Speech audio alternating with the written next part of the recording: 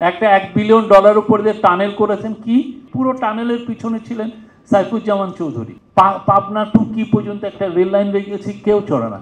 এবং যেখানে আমার চিটাগাং টু ঢাকা একটা dedicated rail line, high speed rail line করা দরকার, বা আমার একটা এলিভেটেড এক্সপ্রেসওয়ে, সেটা আমরা করেছি ঢাকা টু খুলনা, যেখানে দিনে 500 কি 1000 লোক হয়।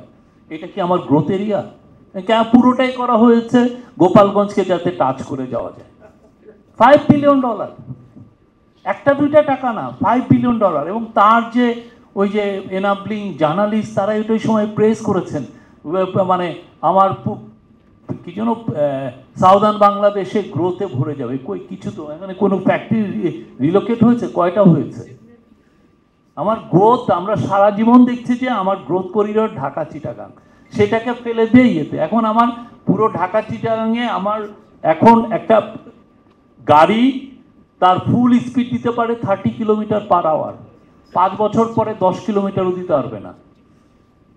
এখানে কতটা জরুরি ছিল? আপনি গ্রোথ আপনি আনতে চান, আপনার গ্রোথ তো এই এরিয়ায়, আপনার গ্রোথ তো গোপালগঞ্জে না।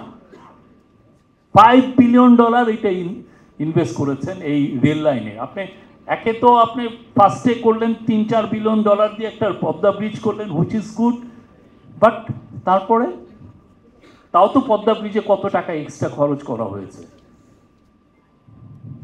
আপনি টানেল করেছেন, কি ভয়াবহ, একটা $1 বিলিয়ন উপর দিয়ে টানেল করেছেন, কি আনোয়ারাতে তার বাড়িতে যাওয়ার জন্য।